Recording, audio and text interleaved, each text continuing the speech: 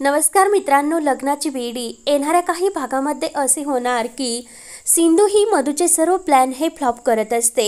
म्हणजे मधूला वाटत असते की आता मी सिंधू आणि राघवच्या बाळाला गर्भ दिला म्हणजे राघव माझ्यावर खूप जवळ येईल आणि माझी तू काळजी घेऊन माझ्या जवळ येऊन आणखीनच आमच्यामध्ये प्रेमसंबंध वाढन आणि मी राघवबरोबर लग्न करीन असे मधूला वाटत असते। पण सिंधू मधूचा पूर्ण प्लॅन ही तिने ओळखून तिने मधूला लांब ठेवण्याचे ठरवलेले असते आणि मधूला तशी धमकी दिलेली असते की राघव सर माझे मिस्टर आहे आणि त्यांच्यापासून जर तुम्ही लांब राहिला तर हे चांगले आहे, कारण जे बाळ तुम्ही बळजबरीने तुमच्या गर्भात घेतले ते आम्ही तुम्हाला स्वतः सांगितलेले नव्हते। ती जबाबदारी तुम्ही स्वतःहून स्वीकारली, मग ती जबाबदारी आता पार पाडायची आणि ती पण व्यवस्थित आणि बाळाची काळजी घेऊन। आणि मी तुमची सेवा करण्यासाठी आहेच। राघव सरांची काही गरज नाही, कारण मीच एक डॉक्टर आहे। तुम्हाला काय लागते काय नाही ते मला सांगायचे। तेव्हा मधूचा खूप जळफळाट होत असतो आणि काय करावे तिला समजत नसते आणि काही ना काही प्लॅन ती करतच असते। तेव्हा आणखीन एक प्लॅन ती करते की ती आपले जे काही विधवाचे जे काही पोशाख आहे तो ती पूर्णपणे बदलते आणि एका सुवासिनीच्या रंगीत कपड्यामध्ये ती सिंधू समोर येते।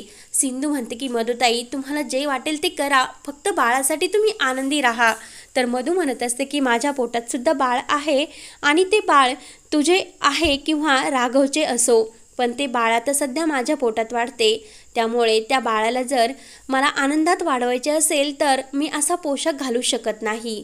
तर सिंधू म्हणते की ठीक आहे, तुम्हाला जे करायचे ते करा, पण बाळाची व्यवस्थित काळजी घ्या आणि तुम्हाला तुमचे संस्कार प्लीज बाळाला देऊ नका। मी माझ्या बाळाला तुमच्या पोटात जरी असले तर त्याला माझे संस्कार देणार आणि तुमची सावलीसुद्धा मी त्याच्यावर पडून देणार नाही असे सिंधू सांगत असते। तेव्हा मधूने जे काही रंगीत कपडे घातलेले असते तर मधू बाहेर येते आणि काही बायका तेथे आलेले असतात। तर मधूला ते वेशात पाहून सर्व बायकांना, काकूंना, राजश्रीला, ऋतुजाला खूप मोठा धक्का बसतो आणि तर त्यातील काही बायका म्हणतात की आओ काकू, तुमच्या रायाला जाऊन अजून 1 महिनासुद्धा झाला नाही आणि तुमच्या या सुनेने रंगीत कपडे घालून इतकी नटली, मग याचा अर्थ काय समजायचा का? तुमच्या या सुनेला राया गेल्याचे दुःख नाही का? ती तर अशी नटून थटून किती तयार झाली। तर लगेच काकूला सुद्धा खूप मोठा धक्का बसतो। तेवढ्यात तिथे सिंधू येते आणि मधू म्हणत असते की मी माझ्या पोटातील बाळासाठी हे सर्व करते, कारण माझ्या पोटात जो काही गर्भ आहे तो आनंदी आणि माझे मन हे आनंदी राहण्यासाठी मी हे सर्व करते।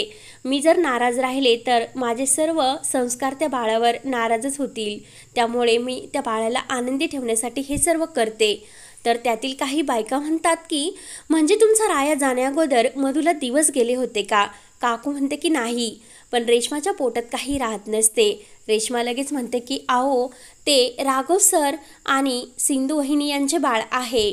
तर लगेच त्या बायका म्हणतात की असे सुद्धा होऊ शकते का? सिंधू ही आई होऊ शकत नाही का? तर लगेच रेश्मा म्हणते की नाही। तर लगेच रेश्मा म्हणते की सिंधू वहिनीने जे काही केले म्हणजे मधू ताईंच्या पोटामध्ये जो काही गर्भ दिला त्याला ती शस्त्रक्रिया असे म्हणतात। तर त्या बायकांना काही समजत नसते, तर लगेच सिंधू त्यांना सर्व समजून सांगते। तर मधू म्हणत असते की मी माझ्या बाळासाठी हे सर्व करते। तर सिंधू म्हणते की मधुताई, ते बाळ तुमचे नाही, तुम्ही बळजबरीने तो हक्क घेतला आणि ती शस्त्रक्रिया तुमच्यावर करून घेतली। मी तुम्हाला बळजबरी केली नव्हते आणि एक गोष्ट कायम लक्षात ठेवायची, 9 महिने पूर्ण झाल्यानंतर ते बाळ राघव सर आणि माझे आहे, त्यामुळे तुम्हाला जे काही म्हणायचे ते लक्षात ठेवून बोलत जा। तेव्हा काकूला मधूचा राग आलेला असतो आणि काकू म्हणते की मधू, तू एकदा राया गेला आणि तू लगेच अशी नटून थटून का तयार झाली? तुला काही समजत नाही का? इतकी तुला नटायची हौस लागली का? आणि जेव्हा माझे पती गेले, माईंचे पती गेले, तेव्हा तर आम्ही असे नटलो नाही, आम्हाला सुद्धा एक पदरामध्ये मूल होते, पण आम्ही कधी स्वतःचा विचार केला नाही, कायम जगाचा आणि या कुटुंबाचा विचार केलं आणि कधीच आम्ही आनंदी जीवन जगलो नाही। त्यामुळे मधू, तू इतकी नटून थटून का तयार झाली? लोक काय म्हणतील याचा विचार तू का करत नाही? तर मधू म्हणत असते की मी माझ्या पोटातील बाळासाठी तो आनंदी राहावे आणि मी सुद्धा माझे मन आनंदी राहावे हे सर्व करते। तर सिंधू म्हणते की काकू, मधुताईंना जे करायचे ते करून द्या आणि एक विधवा स्त्री असे जीवन जगू शकते कायम, असे नैराश्य आणि विधवा कपडे घालून ती असे नाही राहू शकत. प्रत्येक मुलीचा आणि लग्न झालेल्या बायकांचा तो हक्क असतो, कारण तो हक्क आपण कुणाकडूनही हिरावून घेऊ शकत नाही. त्यांना सुद्धा हक्क असतो की आनंदी राहण्याचा. तर लगेच काकू म्हणते की सिंधू, तू कायम मधूच्या विरुद्ध बाजूने बोलतेस आणि कधी मधूची साथ सुद्धा देते. तेव्हा सिंधू म्हणत असते की माझे जे काही बाळ आहे ते मधुताईंच्या पोटामध्ये, त्यामुळे त्यांना आनंदी राहण्यासाठी जर असे राहायचे असेल तर त्यांनी राहू शकता आणि मधुताईंनी जर माझे बाळ देण्यासाठी नकार केला तर मी त्यांच्यावर विरुद्ध बाजूसुद्धा घेऊ शकते. त्यांच्या मनामध्ये नेमकं काय चाललंय हे प्लॅन मला सर्व समजलेलं आहे, पण मी तो बोलून दाखवत नाही. तेव्हा मधूला आणखीनच जळफळाट होत असतो. तेव्हा काकू मनात म्हणत असते की 9 महिने मी या मधूला आता काही बोलू शकत नाही. तिला डोक्यावर घेऊन सुद्धा नाचू शकते, पण एकदा 9 महिने पूर्ण होऊन दे, मग मधूचे काय नखरे आहे ते मी चांगलेच काढते, असं काकूने सुद्धा निश्चय केलेला असतो. त्यानंतर इकडे सिंधू मधूने जे काही प्लॅन केलेला असतो आणि ते डाकू तिने सिंधूला मारण्यासाठी पाठवलेले असतात, तर सिंधू काही ते सोडत नसते आणि राघवचा पिच्छा धरून त्या गुंडांना पकडण्यासाठी ती प्रयत्न करतच असते. तेव्हा जे काही सिंधूचा मोबाईल त्या दुकानदाराला विकलेला गेलेला असतो, त्या दुकानदाराला बोलून राघवने ते सर्व डाकूंचा स्केच काढून ठेवलेला असतो. तेव्हा तो दुकानदार मुद्दाम ओळखण्यासाठी नकार देतो आणि तोच दुकानदार त्या गुंडाला फोन करतो आणि हे सर्व सांगतो.